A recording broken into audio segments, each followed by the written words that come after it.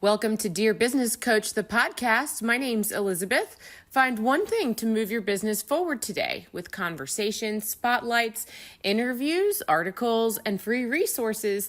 Listen and follow and subscribe on social media.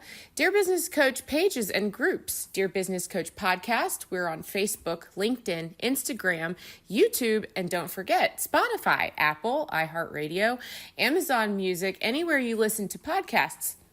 All it takes sometimes is one little thing to move your business forward today. So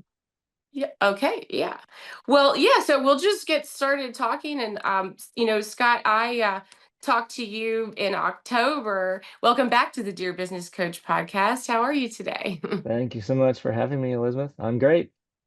Good. Glad to Let be me here. turn up my volume here. And you know what?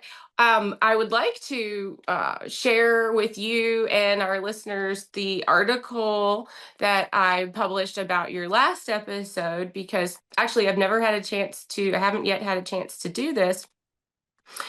Because I talk about the magazine in advertising. So somewhere in this episode, there will be an ad about subscribing to get the magazine, the Dear Business Coach podcast magazine. And your episode aired October 30th, 2024. And then the article came out in the issue of the last quarter of 2024.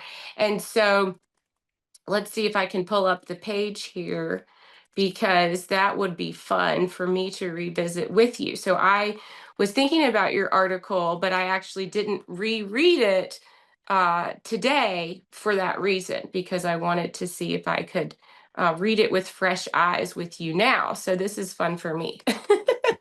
Great. Let's do it. Okay, so this is, and also to share with listeners and you and guests on the show, it shouldn't be a secret. There is a credits page and a credits link in all of the show notes. What I do is I give the transcript of our interview to my AI tool, and I ask it to generate a couple of paragraphs, 3 to be exact, using quotes from the guest. And then I read it, and I I decide, do I want to add or adjust anything? And a lot of the times what I find is, the tool actually gets it really, does a good job, because the goal is to use quotes from you. So that's the design of how the article is generated. And so here is what your article said from October 2024. When Scott Jacobson first heard about real estate investing from a mentor at Arthur Andersen, he never imagined he would become a pioneer in passive real estate investment. Quote, I discovered that I could essentially hire someone else to do all the work and still get almost the same financial returns, Jacobson explains. What began as purchasing his first rental property in 2002 has evolved into a sophisticated approach to real estate syndication through his company, Onward Equity, by creating opportunities for investors to own shares in larger commercial properties without the traditional headaches of property management. Jacobson also has democratized real estate investing for everyday individuals. Hey, listeners, don't forget to subscribe to email if you haven't already. Do this at dearbusinesscoachpodcast.com. And if you are a new subscriber, look for the magazine coming up. You can get a free download as a new subscriber. That's dearbusinesscoachpodcast.com. Thanks so much, and I hope you're having a fantastic day. Remember, you are a superstar. So this is the first paragraph. So as I'm listening to myself read this, I'm also thinking this will be interesting if you could tell me, if we got the article accurate or not. So beyond his financial innovations, Jacobson's entrepreneurial spirit extends into profound community service. In 2013, he and his wife founded the Sun Foundation, a nonprofit providing free lodging for adult cancer patients undergoing treatment in Indianapolis. Quote, we wanted to create a home away from home that reduces stress during an incredibly challenging time, he shares. Inspired by his wife's best friend's cancer diagnosis, the foundation has now provided over 9,000 nights of free accommodation, offering a critical support system for patients and their families during medical treatments. Jacobson's dual commitment to innovative investing and meaningful philanthropy represents a modern approach to business leadership. Through Onward Equity, he educates potential investors about alternative investment strategies, offering a free ebook and weekly educational emails. Quote, I really feel like an educated investor is the best type of investor, he notes. By transparently sharing projected returns and demystifying real estate investment, Jacobson is not just building a business, but creating opportunities for financial growth and community support. His journey demonstrates how personal passion, entrepreneurial spirit, and genuine compassion can intersect to create meaningful impact in both business and social spheres. End of article. So that I was like page it. 13. Good. I liked it too. And yeah, page 13, and that was quarter 4. So each quarter there's 2 magazine issues. So you get 6 articles per issue. And your photo is part of the cover. So good. I'm glad to hear you say you like it. Yeah. They do a pretty good job of summarizing. Well done. Okay, awesome. And I think that what was cool about that interview is that we did spend some time about your personal interests, which is not an interest, right? It's a personal social gift that you have to through your nonprofit, and to be able to talk about those things while we're talking about your business goals and your goals for other people is really cool. So, uh, so tell me, how have you been since I talked to you last time? I've been very good. Yeah, let's what is that count in the months? 6, 7 months, I guess, give or take. But a lot of things have happened on the personal side and on the business side. The world looks a little bit different than it did. Little certain things we don't know for sure, but no, things are good. We've had a couple from a business side of things. We've had a couple more asset purchases, so apartment properties that we've purchased that we've been very blessed to have. I think on each several dozen investors come alongside with us and help make it possible. So I'm excited about those because they're both doing well so far. I mean, it's early in the game, of course. One of them closed at the very end of October, probably about the time that the previous podcast was published, and the other one closed at the very end of January 2025. But we're making good progress there, and I'm really excited. And from the Sun Foundation side of things that you mentioned, the article referenced over 9,000 nights of lodging that we provided, and that kind of made me smile because now it doesn't seem like it was that long ago, but we're over 11,000 nights provided to our guests in the Sun House. So I think that's one of the coolest things that it's absolutely not all me. We have a lot of help. We've always had a lot of help from some awesome people to help make that possible. But being able to kind of offer that, and honestly, it's real estate that helped. My real estate investing is what helped us, not be too frightened about taking that step to open what we call the Sun House, the Sun Foundation House that serves cancer patients. So they're related, absolutely. It's kind of one side of what I do, and it helps um, hundreds and hundreds of people. I'm not sure what the total people is count from that have stayed at the Sun House, but man, 11,000 nights sounds like a lot of nights, anyways. Yeah, no, that's huge. I uh I think that one of the interesting things about what you just said is your business, or your yeah, your business has given you the opportunity to be able to do what you do with the Sun House and offer nights to folks who need it. So from my perspective, from my naive, undeveloped experience, I think building a business is the kind of thing that you do put other things aside in order to do. Oh, if you're an individual, for example, or a small group, maybe you're using your own equity or your own cash flow or your own risk, to build a business. And so you have, it sounds like, figured out or been fortunate in such that your business has been stable and growing, and you've been able to bring in investors so that that side of your uh, life, if you will, is moving in a direction that enables you to do what you do with the Sun House. And that might not have always made that. I don't know if that was the original vision or the original goal, or if it just has worked out that way. But I know a lot of people listening, including myself, are thinking, about, wow, that what one day when my business is successful enough that I have the room to do some other projects like what you're doing with the Sun House.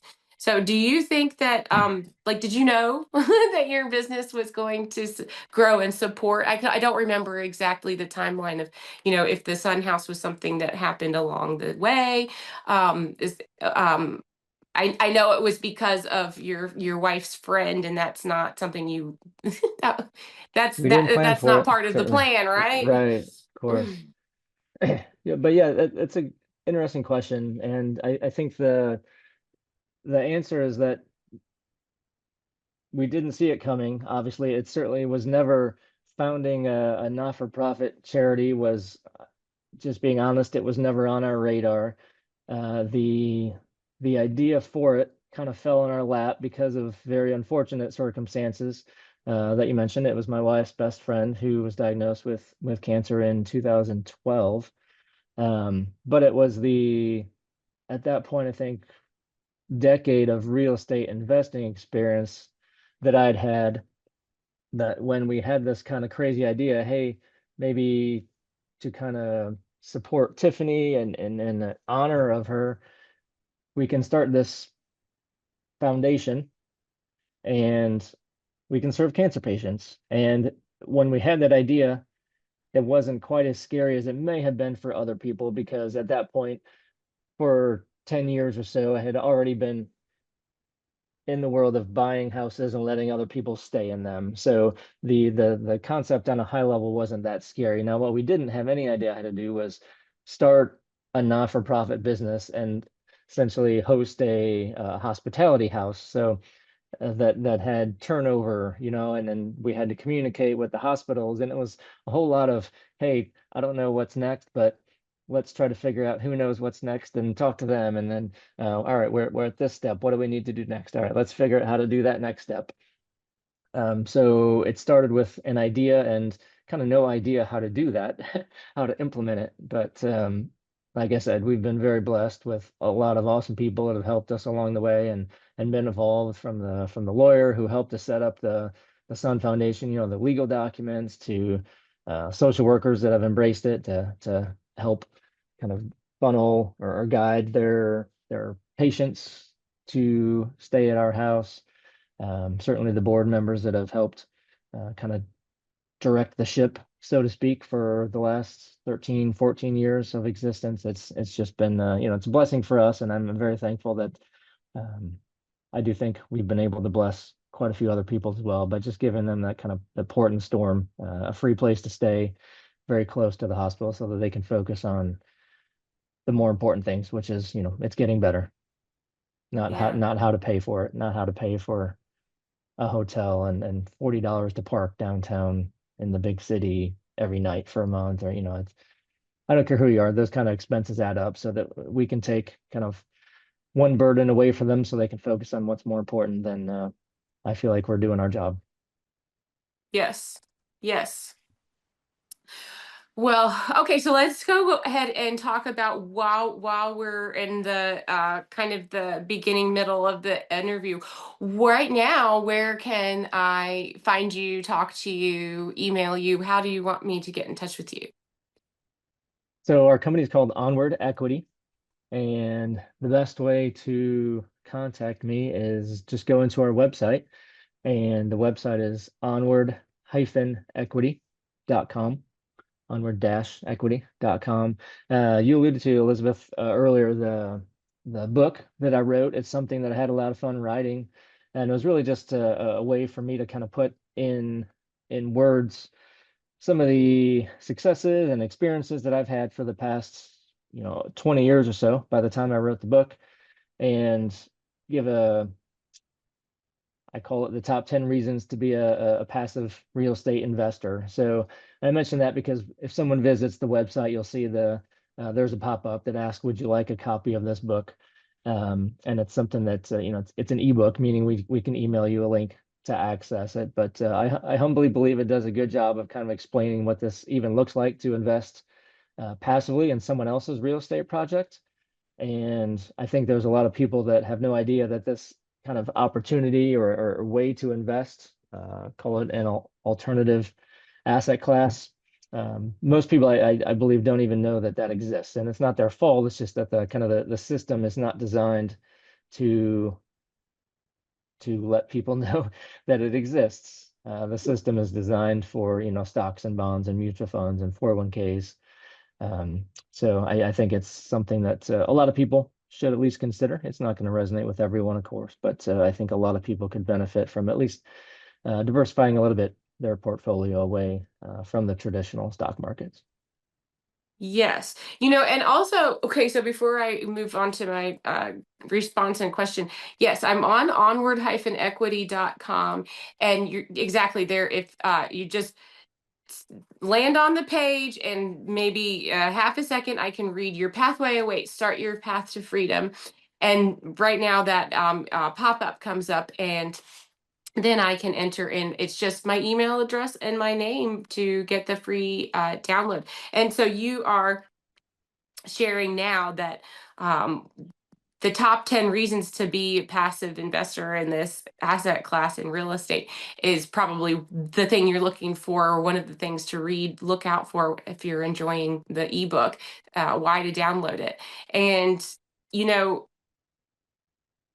the term alternative asset class, that didn't, I heard you say that before. I remember you, um, giving me the 101 last time we spoke, sort of about kind of what that is, and I told you one or two things about, me personally. I'm happy to share. And I also think I'm, not in a terribly uncommon position where, as an investor, I am looking at the traditional, as you say, stocks, bonds, 401k um, path, as well as real estate. And one of the things my mom said to me, we also, I also shared with you last time, she passed away from cancer, and about the Mm. same time period your wife's friend did, diagnosis wise. And she told me, I want she her wish for me was to invest in real estate. And so one Okay. of the first things that I did was buy a rental home, right? So I currently own a rental home. So it's a single family house that is purchased as a rental property. And I have already run into, the first thing that happens is I didn't realize I needed a new HVAC system. Actually, it probably would have lasted a little bit longer, except it was just a natural cause of some mice got in the Oh ish no. got in the air conditioning system, and it was old, and these critters, just shorted out the electrical system, and that was just, a new expense to me all of a sudden. Now I knew that that was going to happen, something was going to happen. And but this is exactly what you're trying to, I think, explain to me. That is the kind of risk that maybe I could avoid if I want to invest in real estate. There's a different way to do it. And then my follow-up question is alternative asset class, right? What makes what you're doing an alternative asset class? Good question. So first of all, that's awesome. I'm glad you got that experience with the rental property. Not so much the negative experience of having to replace the HVAC system. That's Yeah. unfortunate and could be a more pricey um, system to have to replace. But that's how I started 23 24 years ago is investing in single family homes. And, it was great. I think it's a great experience. I would never tell anyone not to do something like that because it worked out really well for me.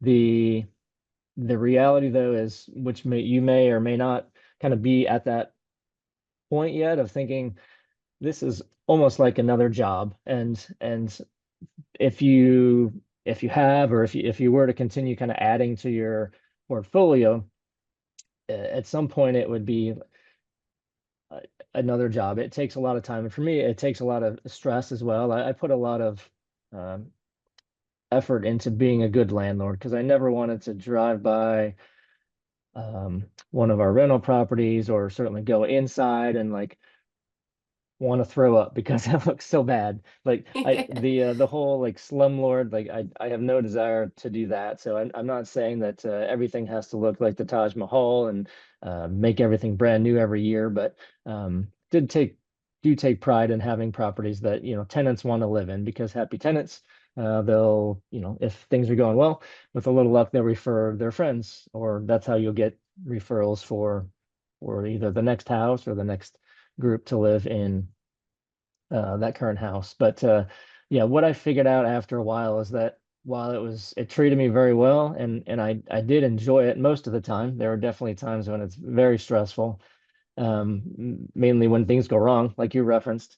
Um, but what I realized is that when I was exposed, or yeah, exposed to the idea of this passive investing, it's called a real estate syndication, where I could invest in someone else's real estate deal, more bigger properties, commercial properties, whether it could be office properties, it could be industrial properties. For me, it's been multifamily, meaning apartment buildings. And when I realized I can invest in someone else's deal, investment opportunity, to where I no longer had it to be the one that was getting calls when mice chewed through the electrical system of your HVAC system, or a storm came and water got in the basement, or blew a tree onto the roof. Whatever these things are, they happen because it's real life. These things happen. But it's like, maybe I could diversify away from the work that I have to do, still be in real estate because I love real estate. I did then, and I still do as a investment class, but I could do away with kind of what's the tenants, the toilets, and the trash of me having to deal with those things. I could let someone else do that. So that is where I am now. I've invested as a limited partner in um, quite a few times into other people's deals, and then now the last 4 or 5 years been focusing on also myself being on the general partnership side, which is the team that does do all the work. And then we invite limited partners to come along and join us. So um, as an asset class, you were asking about kind of the alternative, maybe the terminology of alternative investments. And I think I'm not sure who came up with that term, to be honest. I think maybe it's what I was referencing earlier, kind of the system of the standard that we all know, the market, the equities market, stocks and bonds and mutual funds. We all know we can invest through our IRA and through our 401k, hopefully if we're an employer that offers that. But I think kind of everything outside of those systems, or that world, is kind of just given the moniker alternative investment. And I think for some people, maybe that sounds risky. Oh, that's an alternative investment. That must be risky. I don't want to lose my money, so I'm going to stay away from that. Well, I in my mind, it's, you know, I don't tell anyone I invest in the stock market as well. I don't tell anyone not to do that, but I think it's a little bit short-sighted, and maybe foolish to think that the stock market always goes up because we all know that it doesn't. So I think it's a wise move for all of us to consider diversifying a little bit away from that. Let's not put all of our eggs into the stock market basket, because the wrong person in Europe can say the wrong thing on a Tuesday, and by Wednesday, our Nike stock is down 2% or whatever. And like, hey, what just happened? I have no control over that. So real estate, real estate, cryptocurrency, if you're into that, gold and silver, precious metals, like those are kind of the examples of the alternative investments, and I think they can be a fantastic addition to someone looking to kind of diversify their investment portfolio. And again, we try to make it easy for somebody. We provide, of course, it's real life. Nothing is guaranteed. Most things in life are not guaranteed, and including the investments that we offer. But we spend a lot of time trying to kind of vet what are good opportunities and what are not great opportunities. And we do that trying to be realistic and conservative in terms of, what is this really going to do for our investors, or what could it do? Because we are investors as well. We put our own money in every deal as well. So our interests are aligned. If we win, you win, and if something happens and um, we fall in tough times and times are tough, you're going to know, our investors are going to know that we're very motivated to fix that as soon as possible because that's our investment dollars at risk, just like yours are. So I'm not sure if that answered your question fully, Elizabeth, but Mhm. feel free to follow up if you need. Yeah. Well, I mean, I could, do you have like 5 more minutes? Because we're Certainly, at the end of our 30 minutes already. Do you have like 5 more minutes? of course. Okay. Yeah, I know that you have people to help to go on about your day. And I was list while you were talking, I was pulling up the my screen went dark, so I pulled up the magazine article again, and exactly what you were saying, or similar to what you were saying about we want to communicate that there are risks, but also just because it's called an alternative asset class doesn't mean that I can't also show you how you're also getting protection or other risks are minimized, like you just said, the way that a stock market or a particular even one stock will change overnight because of just opinions and feelings, and that is the way that it works.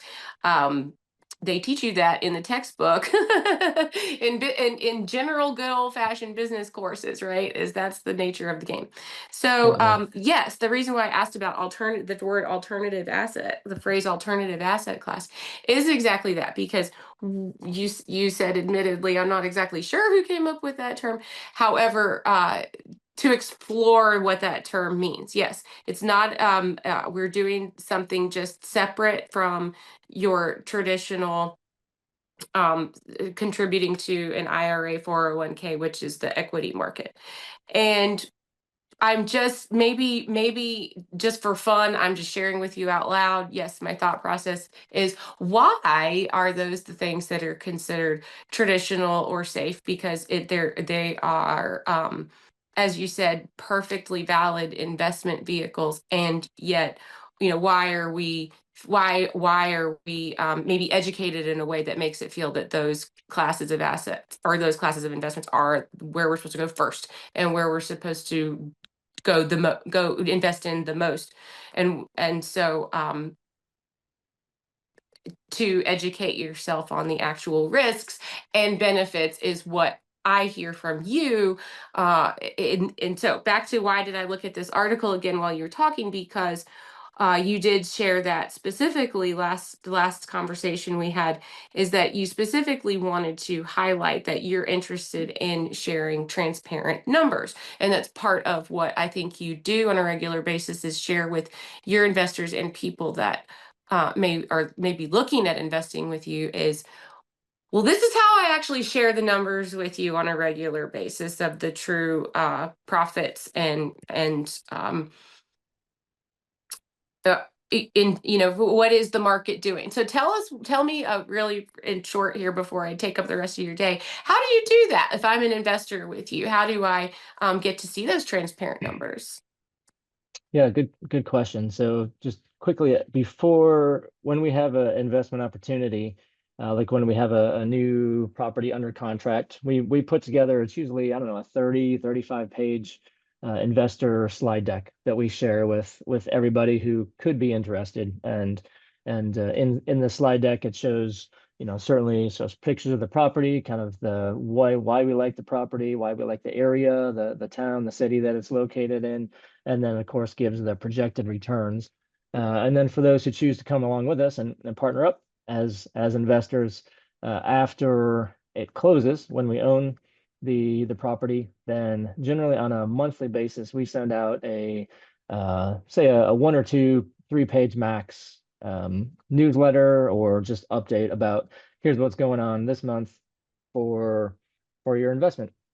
And we tell kind of what how we're implementing the business plan, how we're if we're renovating some units or doing some replacing roofs or replacing windows, improving the landscape, that type of thing. And then we always give a numbers update as well. Here's kind of what our revenues have been. Here's our expenses are trending, and here's you know here's we you mentioned earlier an educated investor is the best kind of investor. So we want to make sure that they're well aware of what their investment is doing, whether it's good or whether it's struggling. We want them to know, because we don't ever want someone to say, hey, you're to think that we're not performing up to our best on their behalf. So yeah, that's the short answer. We send out monthly newsletters, and then on a quarterly basis, we try to dive a little bit deeper into the numbers and provide a little bit more substantial, not necessarily line by line from the financial statements, but just give more depth and color to why the numbers are what they are, and then of course what our plan is to go forward as well, how to keep improving them. Mhm. Yeah, well, that's that. I would be looking for that. I would be ready for that email each month. That's okay. Well, that is really good information. That is one of the things. I mean, I personally am always looking, no matter what the agreement is. What if it's a lease on an apartment, or looking at a rental car agreement for the weekend? I'm always looking for, okay, now tell me all the things. I need to know all of the numbers. When are you going to share that with me before we leave the meeting? So I find that very encouraging. So, okay, so the episode's over. We're Okay. time's over. But you know what? I thank you for visiting. I wanted to ask you to highlight also. So you've had two properties that closed since I've spoken with you. Would you like to share about that really quickly too? Certainly. The first one that closed back at the end of October 2024, that's a 44 unit apartment building in St. Petersburg, Florida, near the coast. It's in a really neat area. You can walk to a big marina that's kind of got a um, what's the word, like areas, food and entertainment Mm-hmm. for individuals. So you can walk there from our property. And then the second one that closed is in the Houston, Texas area. That's 128 units that I'm really excited about. That we're just a few months in to that, but it's going well so far, and we look forward to the next 5 years or so of working the business plan at each of these properties. So that's when the real work starts, is when we buy them. We work very closely with the property management company who we hire to take care of the day to day. They deal specifically with the tenants and the toilets and trash, and then we meet with them consistently, usually on a weekly basis, to kind of manage the manager, so to speak, just to make sure that they're on track and need anything from us to help continue working the business plan. Yeah, well, that is no small feat. So, okay, so onward-equity.com and look for the pop-up to get your free ebook download. All right. And that was also so that you can get the top 10 reasons, right, to be a passive real estate investor with Scott and Onward Equity. Well, I thank you so much for coming back, and there will be another magazine article from this episode to come, and your email episode as well. So the week this airs, you'll have the email release that highlights your episode to our subscribers. Thank you, Scott, and I hope you have a fantastic weekend. Thank you for the invitation. You as well. Thanks, Elizabeth. Thanks. Welcome to Dear Business Coach, the podcast. My name's Elizabeth. Find one thing to move your business forward today with conversations, spotlights, interviews, articles, and free resources. Listen and follow and subscribe on social media. Dear Business Coach pages and groups. Dear Business Coach podcast. We're on Facebook, LinkedIn, Instagram, YouTube, and don't forget Spotify, Apple, iHeartRadio, Amazon Music, anywhere you listen to podcasts. All it takes sometimes is one little thing to move your business forward today.